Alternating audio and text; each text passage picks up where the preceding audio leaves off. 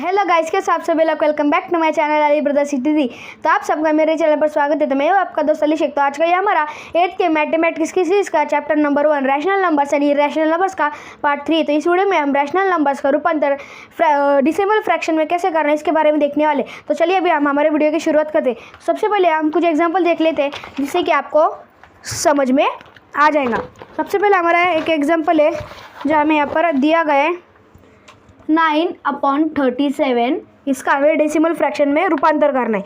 तो इधर हम चलिए अभी हम करते हैं। तो इसके लिए हमें क्या करना होगा, इसके लिए हमें डिवाइड करना होगा इसको। जैसे कि आपको पता है 9 अंदर और 37 बाहर।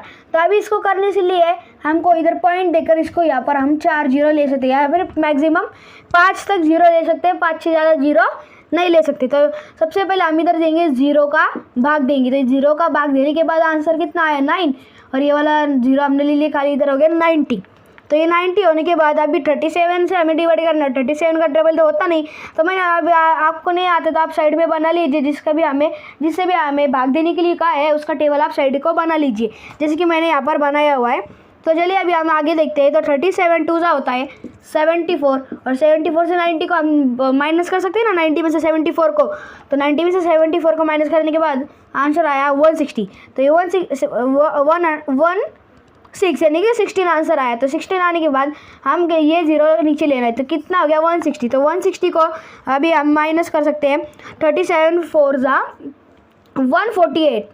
कितना 37 4 148, और इसको माइनस करने के बाद आंसर आया 0 1 12 यानी कि 12 आंसर आया। तो 12 आंसर आने के बाद हमें ये वाला 0 नीचे लेना है। तो हो गया 120। तो अब इससे 37 में इस टेबल में से 37 3 111 ये आता है। तो उसमें 120 में से 111 को माइनस कर सकते हैं। तो इसको माइनस करने के बाद आंसर आया 9। तो अभी हम 9 को ही डिवाइड 37 से 9 को ही डिवाइड कर रहे थे।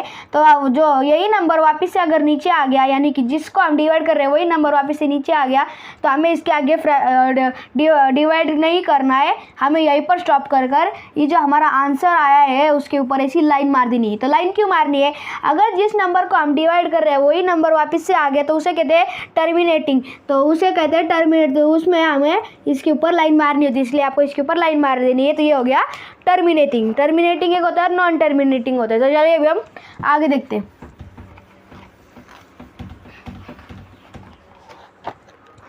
अगला है हमारा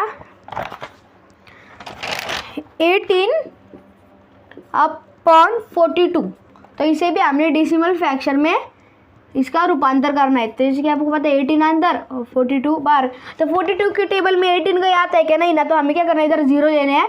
मैं 4 0 या फिर आप 5 0 भी ले सकते हो, या तो फिर 4 0 में हो सकता है। अगर ज़्यादा लग रहे तो आप 1 0 बढ़ा सकते हैं, मैक्सिमम 5 0 ले सकते हैं। तो चलिए अभी हम हमारा इस डिवाइडेशन करते हैं। तो सबसे पहले हम देंगे 0 का भाग देने के बाद आंसर आया 18, और ये वाला 0 हमने नीचे ले लिया तो ये हो गया 180। तो 42 4 होता है 168। तो 168 में से 180 में से 168 को माइनस करने के बाद आंसर आया 12। तो 12 आंसर आ गया। तो अभी हम ये वाला 0 नीचे लेंगे। तो ये वाला 0 नीचे लेने के बाद आ गया 120। तो 120 में से ऐसा कौन सा नंबर है जो 42 के टेबल में आता है, वो 120 में से माइनस होगा। तो 42 2 84 होता है, तो वो 120 में से माइनस हो सकता है। तो उसको माइनस करने के बाद आंसर आया 36। कितना आंसर आया 36। तो 36 आंसर आ गया अभी। तो अभी हम ये वाला 0 नीचे ले लेते हैं। तो ये वाला 0 नीचे लेने के बाद ये हो गया 360। तो 42 8 होता है 336, और 360 में से हम 336 को तो माइनस कर सकते हैं। तो इनको माइनस करने के बाद आंसर आ गया है हमारा।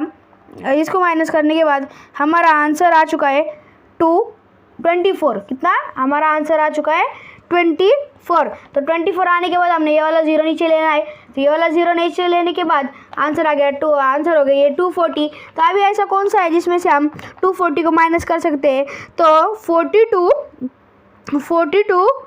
5 210। तो 210 में से 42 को माइनस करने के बाद आंसर आ गया 30। तो अभी 30 को हम 42 में ऐसा कोई नंबर जिससे हम 30 से माइनस कर सकते हैं, नहीं कर सकते, तो इसलिए अभी हम इसके ऊपर लाइन मार देंगे, यानी ये टर्मिनेटिंग डिवाइडेशन है। तभी हम आगे का देखते हैं, और एक एग्जांपल देख लेते हैं, यानी आपको अच्छे से समझ में आ जाएगा।